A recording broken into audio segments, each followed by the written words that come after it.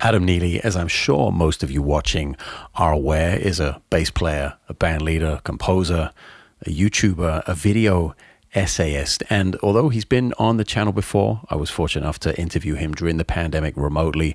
We've never actually met in person. So when that opportunity arose a couple of weeks ago in New York City, I jumped at the chance to get some cameras set up and some lights backstage at the Birdland Theater, where I was playing with Steve Smith and Vital Information, and sit down and talk about what it is to be a bass player, what it is to be a musician in 2025 and beyond. I'm very, very appreciative for Adam taking the time, and I'll let him explain during the course of the interview why he thinks jazz musicians have it easy. This is my interview with Adam Neely. We can't get away from talking about YouTube. I don't want to spend the whole interview on it, but there are certain things that in researching for this interview and listening to you talk a lot, I haven't heard you be asked or, give your thoughts on. Yeah. So YouTube just turned 20 years old. You started your YouTube channel February 4th, 2006. Yep. I released a video back then where I was, I forget the Adam Fuller was the name of this Polish guitarist who was really into tapping on this double-headed guitar. Okay. And I really wanted to tap. So I released a video of me tapping the Maple Leaf Rag in 2006. Right. So you've basically seen the entire evolution of the platform, of the movement, if you like, in real time, almost from day one. Yep. Looking at that almost 20-year timeline, what are like some of the watershed moments for you, both from a creator standpoint and from a user standpoint, when it comes to like the ups and downs and the pitfalls and the pluses and the minuses, especially from the perspective of a bass player? Yeah, well, I mean, it's changed so much from, the very beginning was kind of, it was like a bunch of people posting random stuff on the internet, and now it's become this... Otters holding hands at the zoo, remember this one? Yeah. 70 million views, yeah. Yeah, I mean, culturally, it went from, I think, I've talked to some academics about this who study this and like study how culture has changed over the past 20 years. It went from like an amateur culture to a professionalized culture, because everything on YouTube now is basically produced by media companies or the equivalent, like people who, like myself and like many other people who make these video essays or these like explainers, like it's all been very professionalized, and it certainly wasn't that way from the beginning. And I think Casey Neistat, when he did that whole, the vloggy vlog thing. Don't remind me. I know. I'm not saying don't remind me because his thing was terrible. Don't remind me because I was stupid enough to also try it. Yeah, but I mean, like in music, like there are trends and there are things that you try and do and you try and copy because you're excited by what somebody else does. Yes. And Casey Neistat for all of YouTube in 2016 onward kind of represented that. And for me, like I was at the time, like I was releasing videos just kind of for fun, kind of just, I was making stupid little lessons and whatever. Scott Devine was like releasing stuff at the same time. Marlo DK of course. Yeah, he was Denmark, he was releasing stuff, and so we were releasing like these webcam videos back in 2008, 2009. I was at Berkeley at the time, recording from my dorm room, basically relaying the thing that I had just learned in class now to YouTube, being like, these are drop 2 voicings. Let me tell you as the authority. Giving away a Berkeley education for free, essentially, on YouTube. Yeah. Yeah, doing that thing. But it was for fun, and it's like I was able to kind of find a small community back then of people doing that. And throughout the entire time I was releasing videos, and I moved to New York in 2010, just releasing little things here and there because I thought it was fun and there was a small community behind it.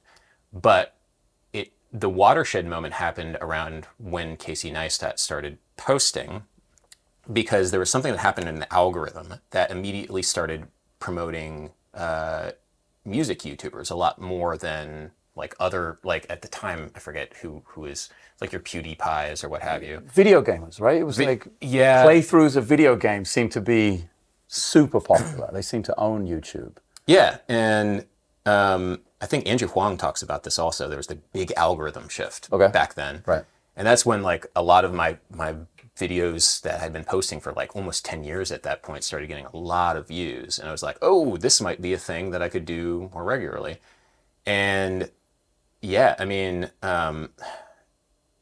that was also the time when Casey Neistat started posting. I keep talking about Casey Neistat. I haven't thought about him for like so long, man. It's like there's certain things that happen. It's hard to tell your own story this deep into, doing it for 20 years. Into the process. Well, then let me ask you this. At the time, did it really feel like an alternative career? You moved to New York to be a bass player and to be a musician in general, right? Did it really feel like an alternative or at least a parallel career that you felt like, I will throw as equal, if not more amount of energy into this at that time? Was it like really, this could really be a thing? Yeah, I mean, it was at that time where I started thinking, oh, I could at least, I don't know what this is, but I could at least see where it goes. I mean, I was doing like wedding band gigs at the time. I was doing some off-Broadway stuff. We're here at Birdland and doing stuff like the cabaret scene. I was doing a lot of that. And it really didn't feed my soul in the sense of this is something that really excites me. Wedding band gigs, they're fun. They're fine. I had a great community. But the YouTube thing at least allowed me to talk about music and talk about things that made me excited about music. It wasn't and still isn't the thing that is my calling, I feel like. I'm good at it. Interesting, yeah. I'm good at it. I think I'm great at it. But I think the thing that really feeds my soul is playing bass and playing music with people.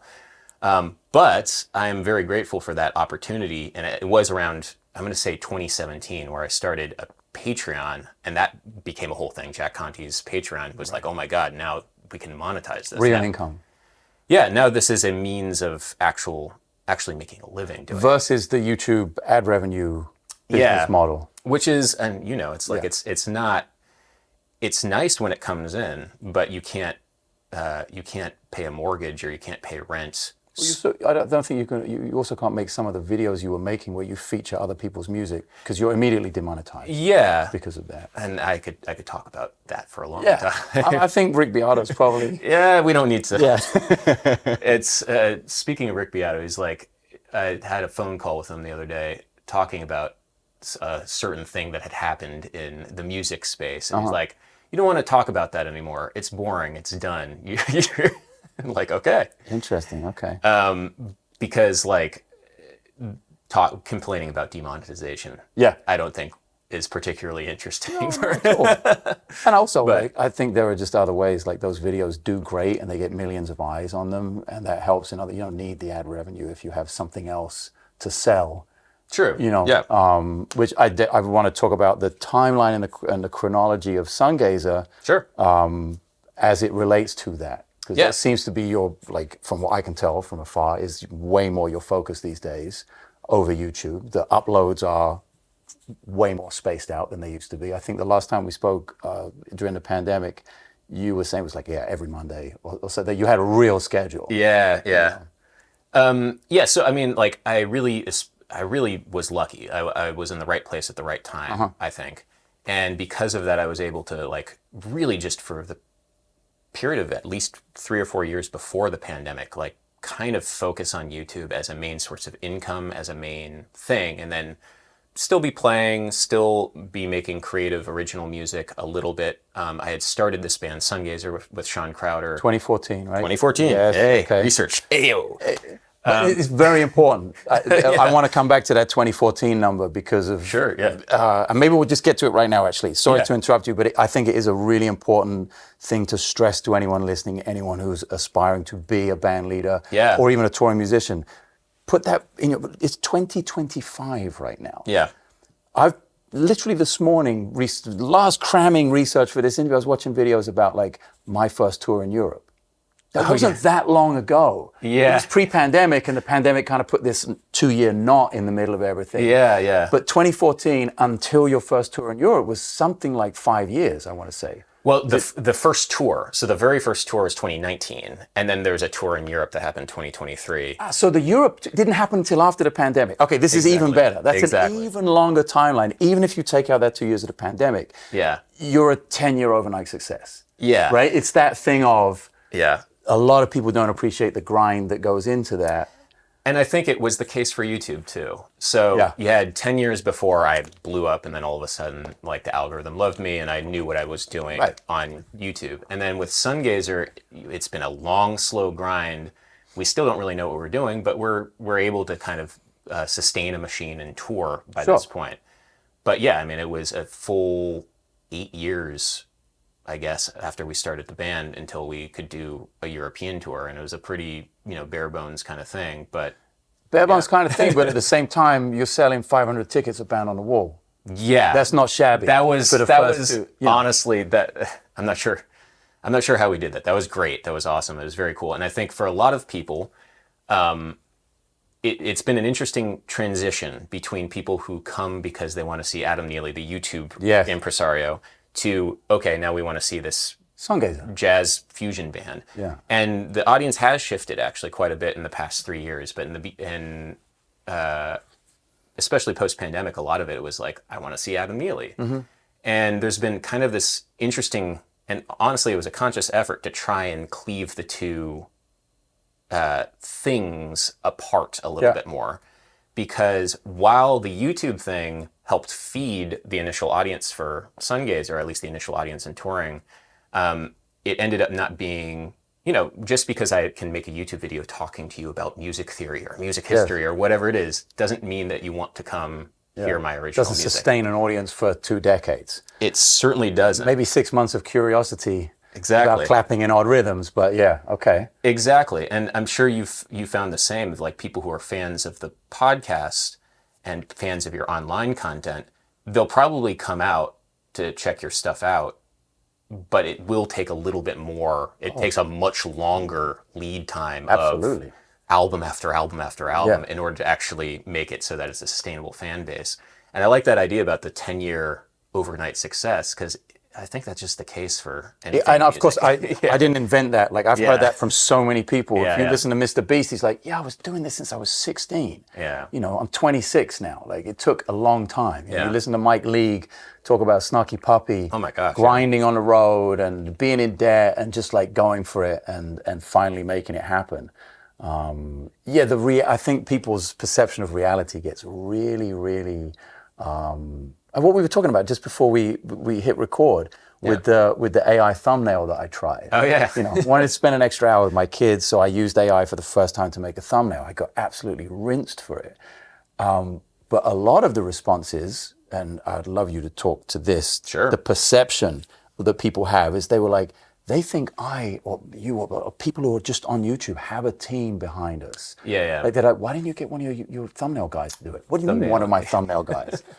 So I mean, I'm a little bit unusual in the sense that for basically my whole career, with some exceptions, I've basically been a one-man band for YouTube. Exactly the same. And part of that is part of it is just like control freak, not wanting to delegate. Part of it is financial, but a big part of it is I feel like that YouTube very much has the auteur model. Like, this is the same way that, like, Alfred Hitchcock or all the directors, like, they have total control over the product.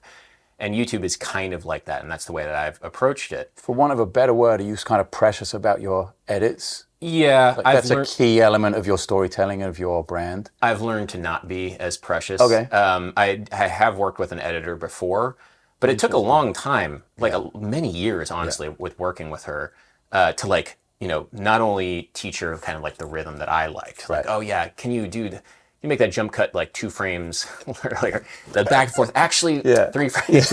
Like, no, 2 frames. 2 frames is fine. Which is exactly the same thing as when you're doing an edit for an album. Like, oh, can you nudge that bass note maybe a little forward? Actually kind of liked it there. Actually kind of like, it's the same thing. Like, for musicians on YouTube, the edit is the rhythm. It's the feeling of the music of the words that you are speaking. Absolutely.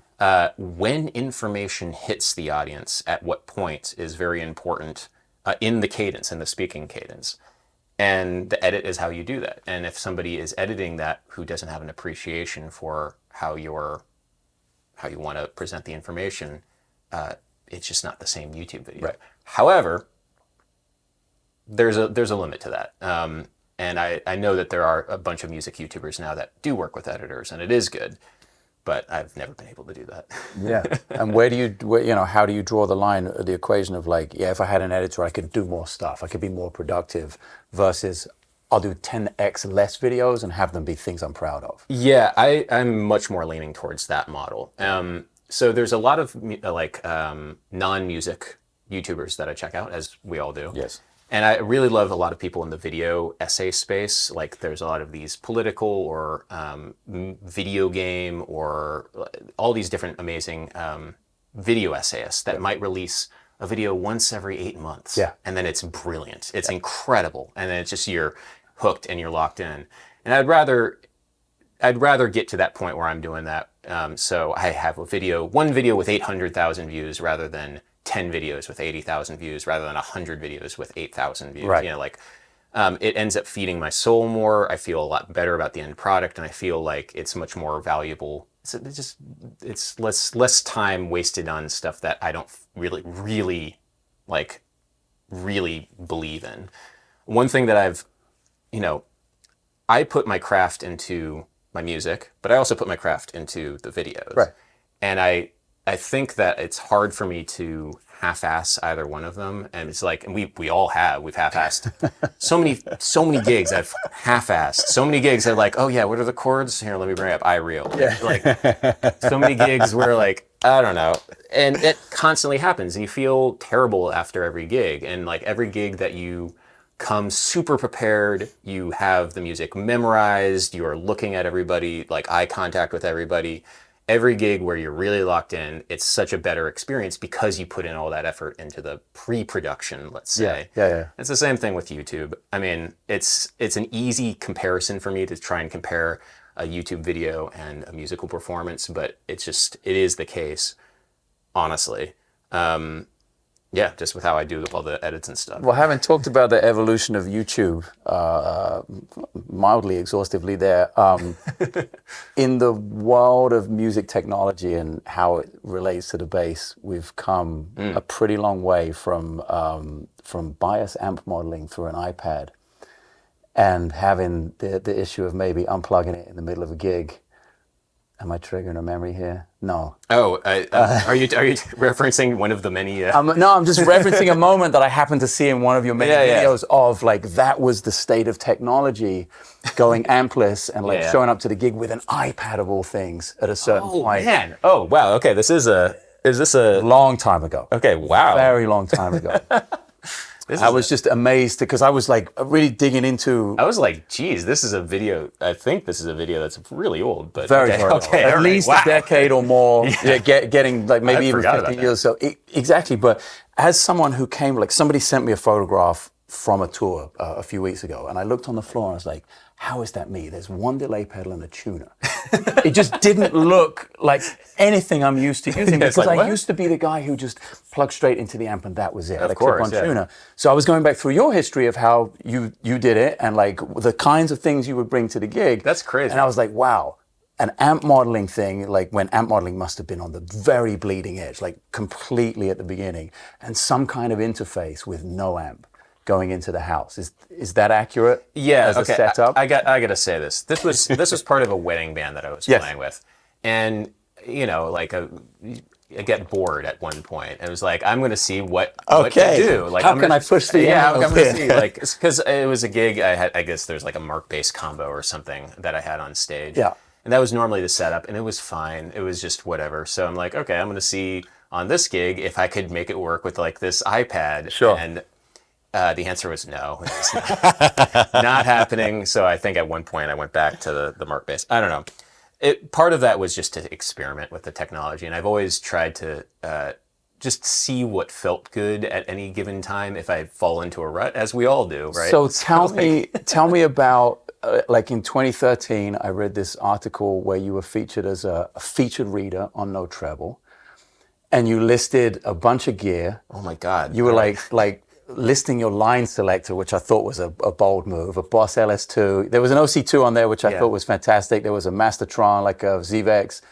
But there was an M13. A Line 6 M13, which I was like, you took that out of the house for regular gigs? Yeah. Unbelievable. Well, not really that regular. So, Okay. Do you know this bass player Drew of the Drew? I do not, unfortunately. He played a lot with this drummer JP Bouvet. They were doing a lot of really, really awesome stuff with, and as everybody was between 2012 and 2013, with like live dubstep. Like, how do you get all the dubstep wobbles, all that complextro stuff? Oh, well, the Hot Thumb was another. Exactly. I got that from Evan Marion. Okay. And so they had this duo where he had an M13, and the M13 has like so many banks in a row. Right. Well, there was the 5, the 9, and the 13, for anyone who doesn't know the history of Line 6. Right. And you could basically have sort of 2 effects on the M5 and 3 effects on the 9 and more engaged on the 13. Yeah, the M9 I think a lot of most people had, but the M13 just had more. It was just a big. It was like a full-on pop arena touring rig. That was what it felt like it was marketed as. Yeah, it is essentially. It was a lot of the same effects as in the Helix stuff. Exactly. It's just without the amp modeling. Right. And so what Drew of the Drew did with this duo that he had with JP Bouvet is he would just be pressing, he'd just have all the things in order and doing like wow, wow, wow, wah, wah, wah, wah, wah, wah, like, you know, just stepping on them in order. Yeah. And just have like a bank of at least 9 sounds or like 9 really intense like complexer presets. And it sounded amazing and it sounded like very musical. So I was like, I'm going to try and do the same thing. And of course I couldn't really get it up to that level, but I was doing that kind of thing at that point of trying. Right. There was this Facebook group called Organic Bass Wobble. I'm not sure if you've ever heard of that Facebook group. Oh yeah, it's good stuff. But it was basically a bunch of these nerds who were trying to figure out ways of getting just dubstep type sounds with pedals. And the M9 and the M13 were like 2 of the big ones back then of just being able to organize. And there's like a loop, like an effects loop that worked really well. So I could run like the Mastotron and the OC2 in the effects loop. And, you know, do that thing. It's not, I mean, I think of my buddy Henrik Linder. It's like the very early version of what he does with an Axe Effects FM9. Yeah. And then some nice pedals on the side of OC2 and a fuzz or whatever, distortion. Amazing. When I was looking at some of your tour footage from early Sungazer stuff, I want to get to how technically advanced you guys are with that now. Sure. I think I was seeing a Stomp and an H9 on a little. Yes. Was that what it was? So, I mean, it's changed quite a bit. For a while, it was just the H9. Oh yeah. Did I see an inside H9? Yeah, I thought. Yeah. So that's what it is currently. Okay. It's like a Stomp H9. I have like the 3-leaf audio, the Octaver for Octaver. Yeah. And that's pretty much it. On like a little mono board. Yeah. Okay. Or whatever it is. Yeah, I've had a couple different. I honestly don't remember what. Yeah. The basic idea behind it is the Line 6, the HX Stomp. Everything's MIDI controlled. Okay. And then I'd have the ability, but most of the stuff is MIDI controlled by this point. Okay. And so you're controlling the H9 with the Stomp? Yes. Gotcha. Because I always hated the UI of the H9. I use it for 2 sounds. Okay. It's for my reverbs and delays. They're amazing for reverbs. The black hole, maybe? Yeah, exactly. Wow. Come on. Oh my God. I mean, I didn't know that. I just use it for that also. It's like it's my favorite one. It's unbelievable. It's so good. Talk about a wide image. It's like... And I bought it at one point because I'm going to go deep on this and I can't stand most of it. But that black hole is awesome. Wow. UI is terrible. But yeah, but everything is MIDI controlled through the... On the extra nerdy side, no octave. Oh, you said the Octaver. Yeah. Great. So you do have an external octave, and you're cool with all the... Do you use much fuzzes or square waves or stuff for synth sounds in the Stomp, or not so much? Not so much. I do use the synth string. I do a split where clean OC2 and then the synth string. Yep. And Great sound. And then I high pass or... chop off the high end. In the legacy settings. It's like from the old purple FM4. Amazing. Are you doubling yourself? Sorry, should start out with backing tracks in terms of your live setup. Is there any of you or any of the harmonic or melodic content you're playing with bass, are you doubling stuff like in the track? So for bass stuff, no. So it's either like I'm playing bass or there is a synth bass in the track and I'm playing a melody. Okay. But I'm never trying to like play the same bass line that's in the backing tracks. And it's almost always like very clear, like, okay, this is the synth bass that's in the backing, and then I'm doing a melody or something on top. Was that a conscious thing visually for the audience to let people know, like, hey, I'm not bullshitting you here. Like, we use tracks and I'm doing this thing over here. I'm not sure if it was conscious, but it ends up being that way. Just like looking back at the concert footage, it obviously looks very strange if you're hearing like a bass player play a bass line and then you're not seeing a bass player play a bass line. For me, it was obviously like I want to play melodies at some point and then still have the lower stuff. Yeah. The story of my life. Yeah. But what also, we have you ever done this? Have you ever played with a drummer that's using triggers that trigger bass sounds? Yeah. I mean, I played with JoJo for a long time. Yeah. So Okay. I started with him in 2000 or 2001. So back then it was quite primitive. It was like D drum triggers with a Roland pad or something. So he was triggering samples more than he was triggering like actual bass lines. Got it. But they would occupy that 808. Yeah. There would be a sub there and there'd be something for me to go on top of. And then we realized that for that music, you don't need any wanky soloing. Yeah. And I just like married myself to the OC2 and the low pass filter and was done with it, Yeah, and I mean, we have it so that Ableton is changing the chord. So, nice. So, Sean can improvise a little bit, and so Ableton changes the chord, so the bass note changes. And then it ended up honestly just being better that I don't play during those situations. So it's almost like I'm not playing, but you're hearing the bass from the drums, and then I play in different sections. Nice. Both from a visual and a musical standpoint, because whenever you get too complicated with that, it's just you want the focus to go to where the person is doing the thing. Yeah. So it's like, I'm not doing something. Now look at this cool thing that's happening. Right. Now it's my turn. But yeah. That's it. What was the point where you started to say no? Because to do and to accomplish everything we've just talked about in terms of being a band leader and having Sungazer and just figuring out all these things, it's like a mission in itself. You have to dedicate time to it, like a significant amount of time, to where you can't be playing like 8 shows at Rockwood 3 times a week. You know what I mean? Was there a real defining moment, or did you just feel like slowly I'm going into a band leader thing more and it just happened naturally? Or did you feel like, oh shit, now is the time to say no? Yeah, I mean, it happened naturally. I've soft quit YouTube several times because of that. And I've even made a video like saying I'm quitting YouTube, but not really. Mm-hmm. Yeah, I mean, it was pretty clear when I was trying to make YouTube videos on the road, and my split was just, this is literally impossible. It's zero sleep. It's not even zero sleep. Something has to suffer. A YouTube video, or the show. Right. It's like something the end product is going to suffer. Yeah, and it's like I cannot try and play music and do it to the best of my ability, and also still be thinking, I forgot to say that thing to that camera over there. It's like, no, but I need to make sure that I'm tight on this section. Yeah. And Rhett Scholl, another YouTuber, guitar player, absolutely. and he used to do that a lot. He used to be a sideman and then tour and vlog a lot. Okay. And I had a conversation with him about it, and he said, yeah, the only way I can do that is if I'm a sideman and if the band leader is cool with it. Oh, right. And it's like, I can't imagine if you're going out, you're going to be doing a daily vlog and also tour managing, leading and the band, also band leading. It's like you're three jobs. So, we did, I think it was a total of 60 headline shows on this past run. Cycle, I guess. And if I was I released one or two YouTube videos in that entire time. And I was like, I don't have any more focus for this. And I think, I'm trying to think of who said this, but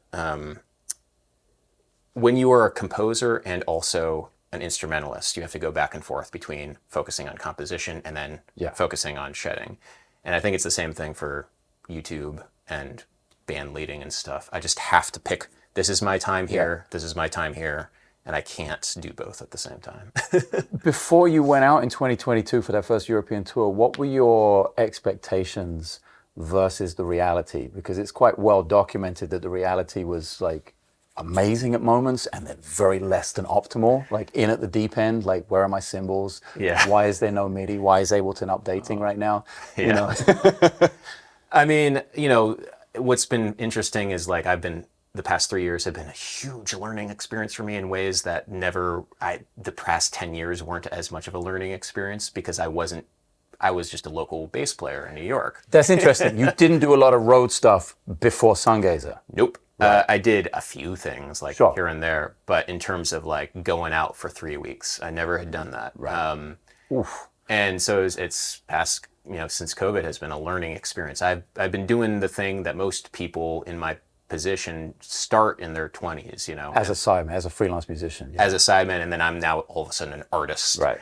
I'm like, this is a very strange position for me to be in because I'm also like, I'm a bass player that I like playing bass. I like just playing bass and being in a rhythm section and just not being at the foreground of something. But as a member and band leader of Sungazer, I need to be in front. As Adam Neely, I need to be in front.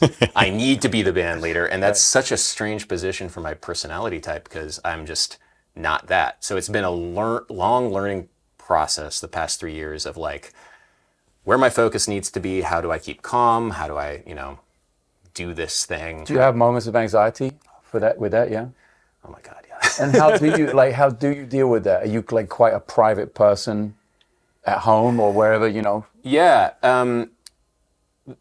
Yes. So I really, really like, and everybody, and this is the thing, Sungazer is a band of introverts. Okay. We do not talk. We just hang out near each other. That must actually be quite nice on the road. Near each other. Yeah. We go find coffee, but then Yeah. don't talk to each other. But yeah, we're a very introverted band, and you know, it requires a lot of energy for me then to go say hi to people after the show. Yes. And like, My biggest phobia. yeah, I'm normally home or in the hotel before the drummer's taking a cymbal off the stand after the gig. I'm a total phantom. yeah. Yeah. And I understand that, but I also, when I was 16 years old, I went to see Victor Wooten play with Bela Fleck and the Flecktones. I forget where it was, George Mason Theater, somewhere near. Like I grew up in Maryland, Okay. So somewhere in Maryland. And I remember him staying after the show and saying hi and all that, and I have a signed copy of Bass Player magazine and all that stuff. Yeah. And I remember like how important that was for me as a like teenager, even though I was just like, hey. Right. Yeah, typical awkward teenager moment, sure. Exactly. And so I try and at least for as many times as possible to do that for other people because I do have a pretty like my sense of duty towards an audience. Right. Especially as a band leader in that role. Like I feel very, very important for me or somebody to like go and say hi to as many people as possible. Within reason, because I know there's this one gig, I'm not going to say which gig this was, but there's this one gig where the meet and greet afterwards, because there was nobody to like direct Chaperone, lasted longer than the gig itself. The gig was an hour and a half. Ooh, that's brutal. So it was, there are limits to that. Yeah. But I try to do that as much as possible because it's, I know how important it was for me. And so I know that will be the case for other people who are looking up to me. But at the same time, it's like I also have to protect. I mean, you know, it's like you just gotta. And you have to protect yourself. I have a similar thing where I think about the audience like that, but my line ends at the meet and greet. Like I always think like, hey, this could be someone's first time seeing me, seeing the band. So I'm always like very on and very focused. On the show. Yeah. And I'm pretty much cooked by the end of it. That's true. That is true. And on this very tour that I'm on right now, I've bought merch for the first time. It's not even my tour. Like I'm a sideman and I bought merch for the first time ever. It is the most painful thing I've ever done. Oh my God. To go out and like sell an album. Man. How was that first time around? Okay, well, I'll say this. We've done support dates, and support dates. Obviously, there's not going to be a merch seller for you there. You have to sell your merch, and that's very interesting because like we did a support run for Pliny, amazing. Yeah, Absolutely, from Australia. Oh my God, incredible And guitarist. Jacob, who was the other guy? Jakub Żetecki. Jakub He's Żetecki, yeah. amazing Polish guitarist, and his band is Yeah, I saw some of the shows online. love those guys, and Pliny's band. All of those guys are amazing. But yeah, I mean, we were out there like we'd play our gig and then throw all the stuff off stage and then run to get the merch, and then and that was an important part of the business model. Absolutely. So it's like, Especially if you're an opener. yeah, a huge portion of like why we were able to fund that was based on our ability to sell T-shirts to people. Absolutely. Which is an insane thing to say. But a big part of running a band is like being a merch company. And we learned a lot that way. And it's not what I wanted to do. Yeah. I really didn't want to do that. I kind of didn't want to do YouTube, but I'm happy with that. Yeah. I really don't want to be a T-shirt salesman. And yet, and for the good of the band, I've had to learn how to do that. Yeah. But yeah, I've gotten better with that. We also have gotten to the point now where on certain runs we're able to travel with a merch person who honestly a merch person pays off. Oh, a million themselves absolutely immediately because they're So it's like if small bands out there who are looking to make money, it's worth their weight in gold. Every time I'm on a tour that has one, I look and I'm like, oh. It's like it's to the point where like somebody came back in the dressing room and was like, hey Bob, I was out with Bob around. I was like, do you have some used reeds? And he's like, yeah, every day I have used reeds. Give me them all right now. Put them in like a little baggie, had him sign them, and went out to the merch counter. Boom. That's so good. Strings, your bass strings. Do not underestimate how much someone will pay for a signed set of bass strings. I have now collected, and I change my strings every 3 days. Yeah, I was going to say, this might incite me to change my strings a little bit more. I might make money by changing my strings more. Totally, 100%. Pretty crazy. When I saw people's merch ingenuity, I was like, oh, there's this whole other world.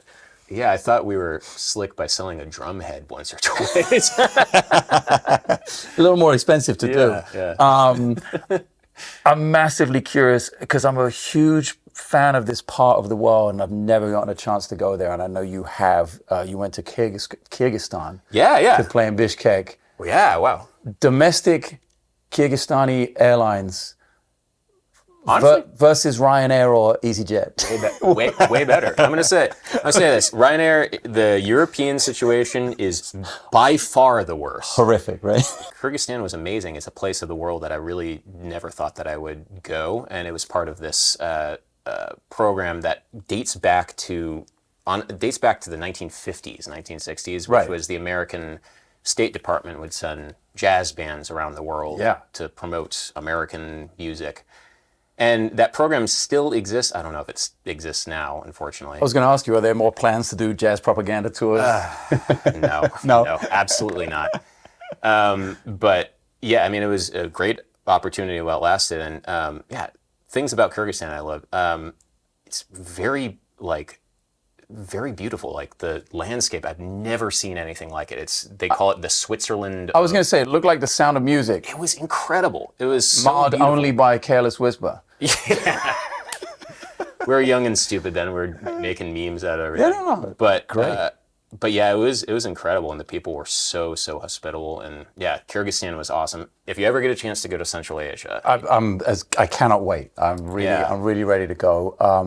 Speaking of Asia, you're about to go, I believe. Just went. Oh, you just happened. That just happened. I read the dates wrong. So China and Japan. China and Japan, yeah. My question was going to be, is China ready for you? Are you ready for China? Now I get the lowdown on how it was. Yeah, sure. Well, it's cool. We did a couple of the Blue Notes in China. So Shanghai and Beijing? Shanghai and Beijing. Great. And they're great. I mean, part of the benefit of playing a Blue Note at one point is you get hooked into the network. Blue Notes. Absolutely. And so we've done Milan also, which is how we got into Italy first.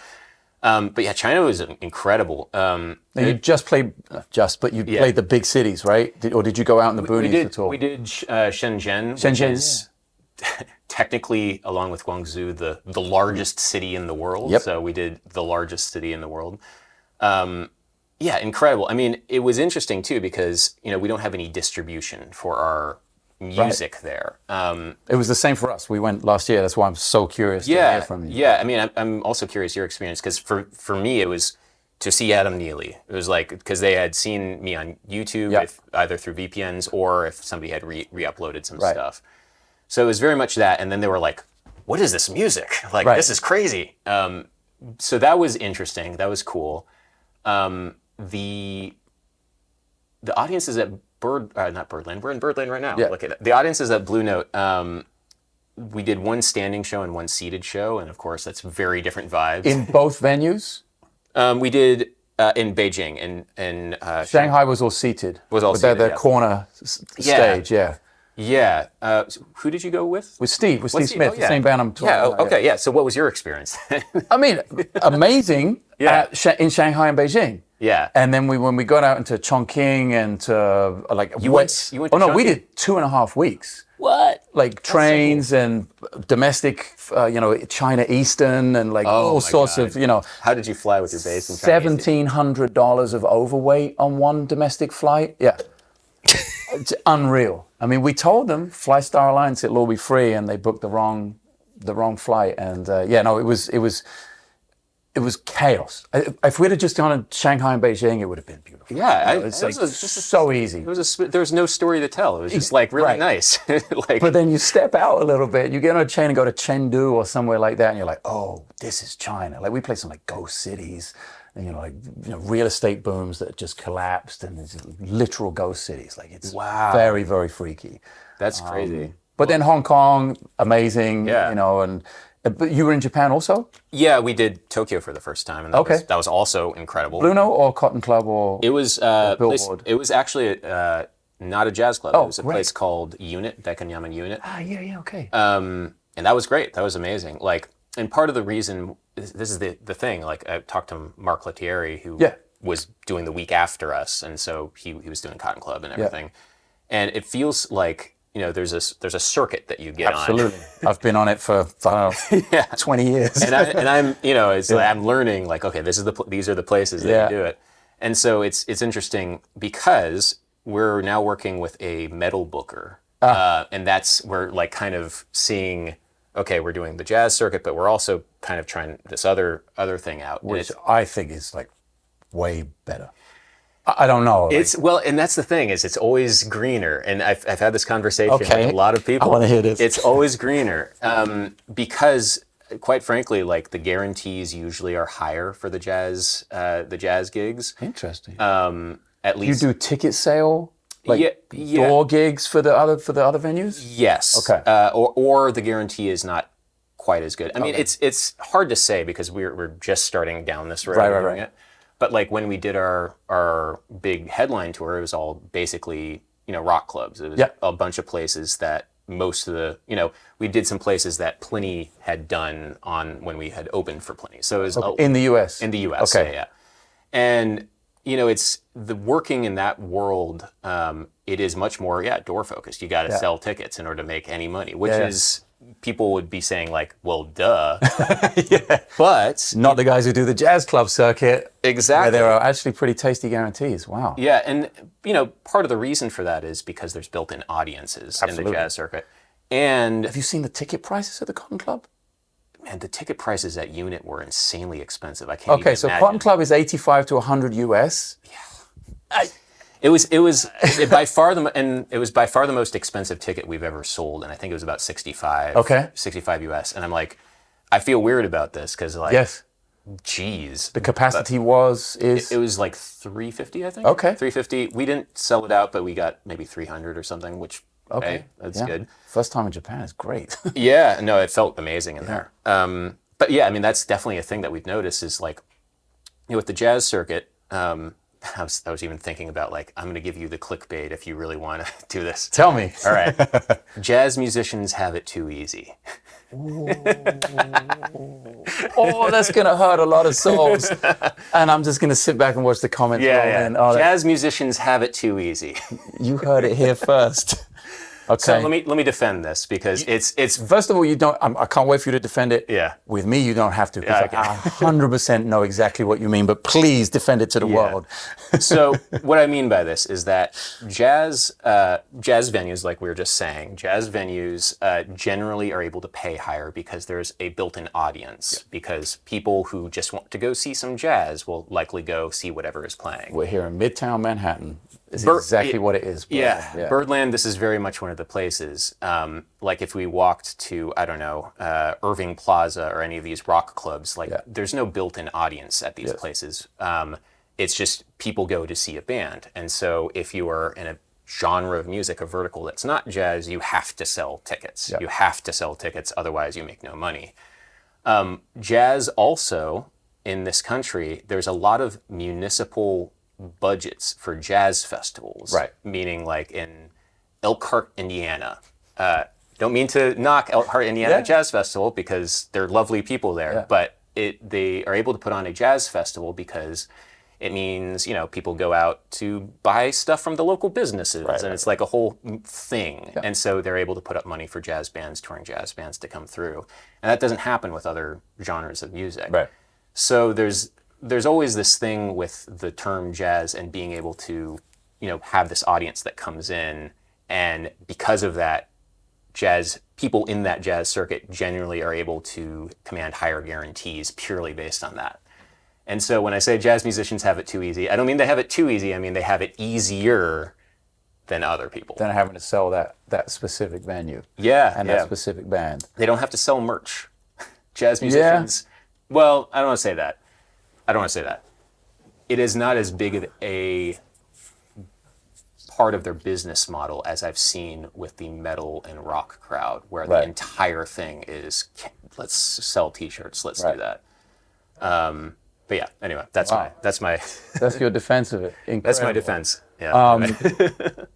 Where do you think you'll draw the line? Well, hey, first of all, what's the longest tour you've been on? Was that the Pliny run for a month? I think it's a month. I mean, a month? Yeah, okay. I'm a baby tour. No. There's no judgment here. Only a month. I want to ask you about Vanessas Dumplings and whether there's still...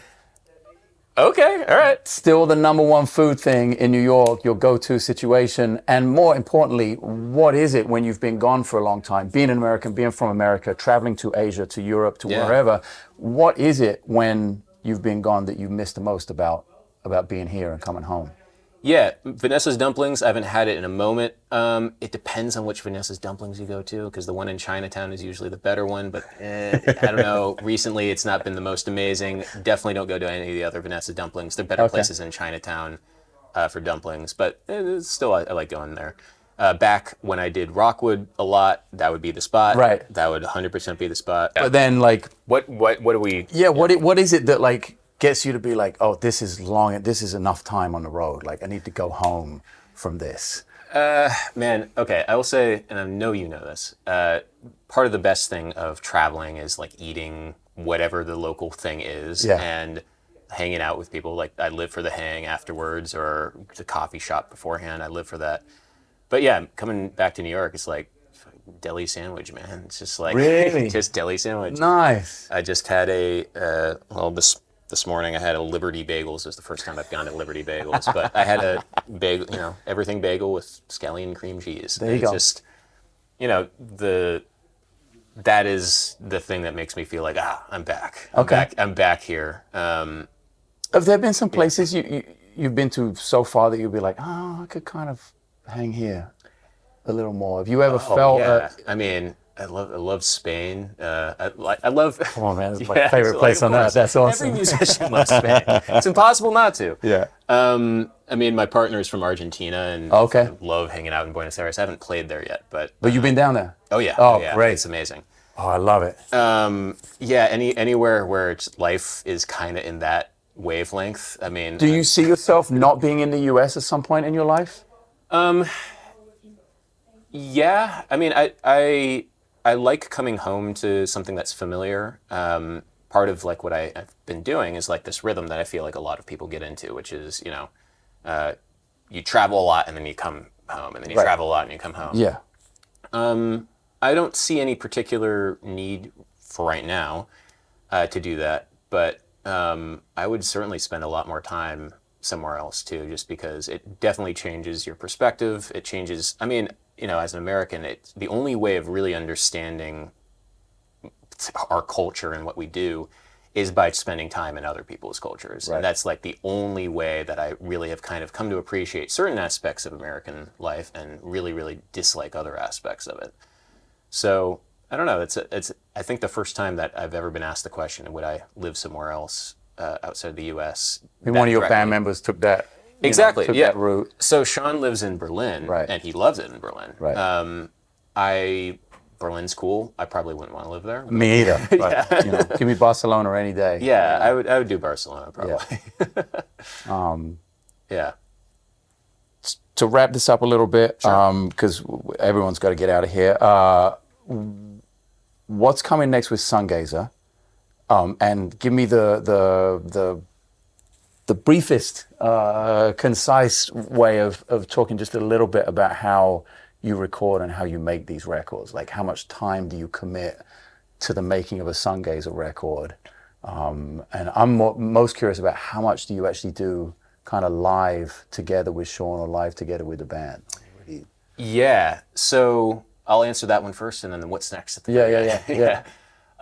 So the recording process, like we've kind of comes, I guess, from the pandemic in a lot of ways, because we had to do it this way. But we wrote and demoed a record, and then when I say demoed a record, I mean, Sean recorded demo drums, I recorded some demo bass, some demo synths, and all that. Then we recorded the first record at the bunker. And we spent 3 days there just recording drums. Nice. And that was fun.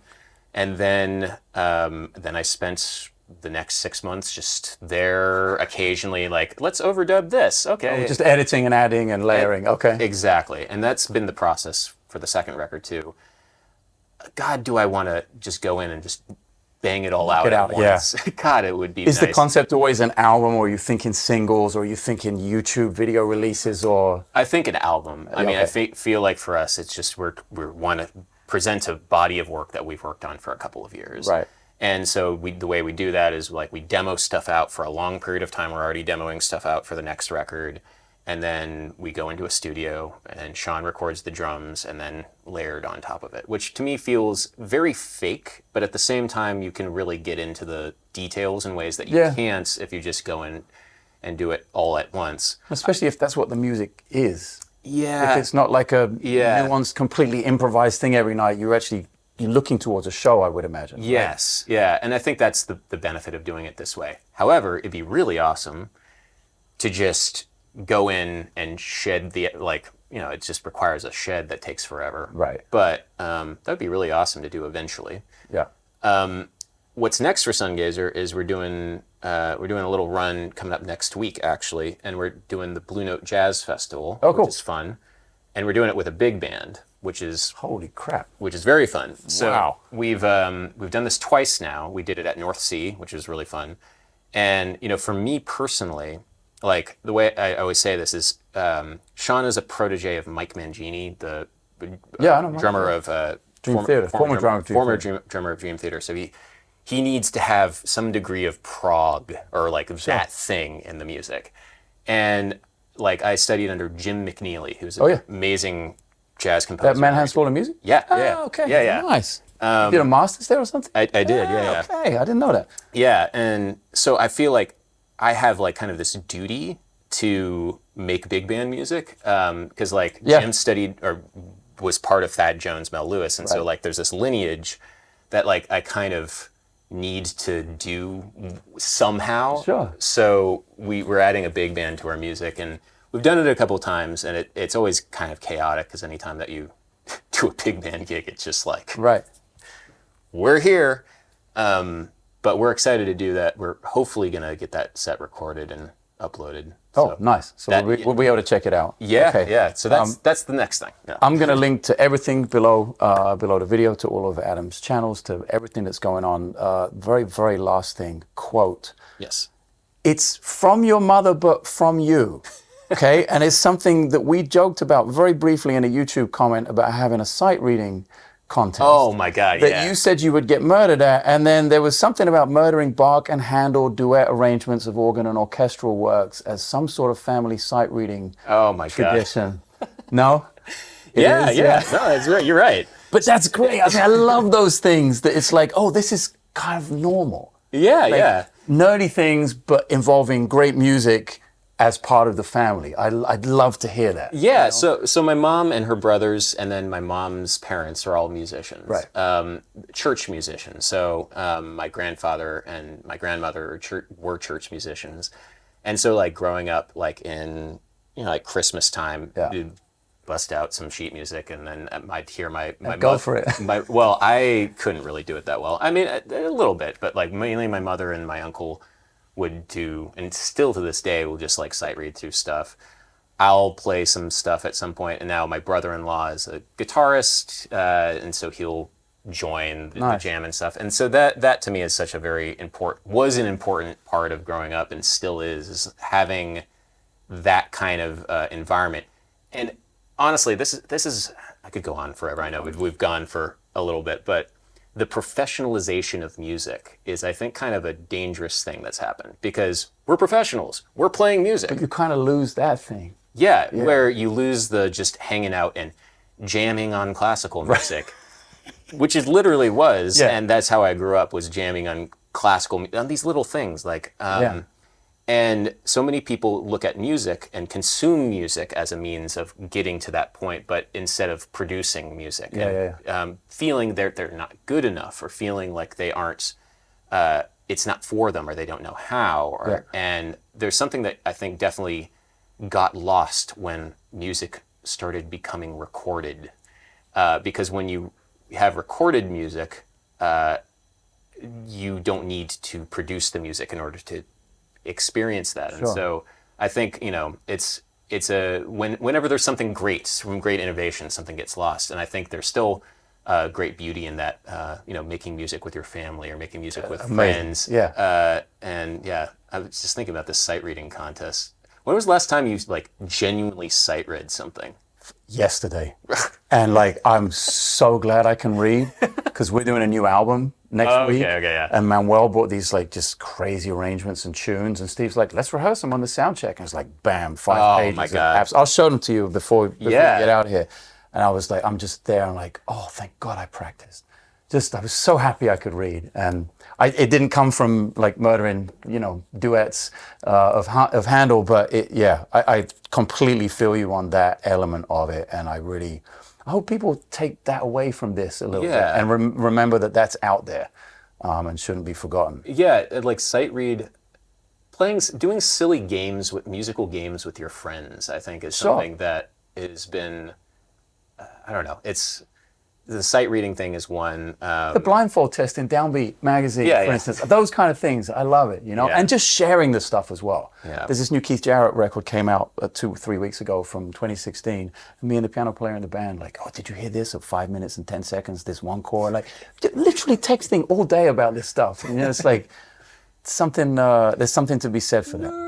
Yeah, exactly. But also, exactly. All right, on that bombshell, I appreciate your time. Really appreciate you doing this. Check out everything in the links below the video. Thanks for having me. So, my pleasure.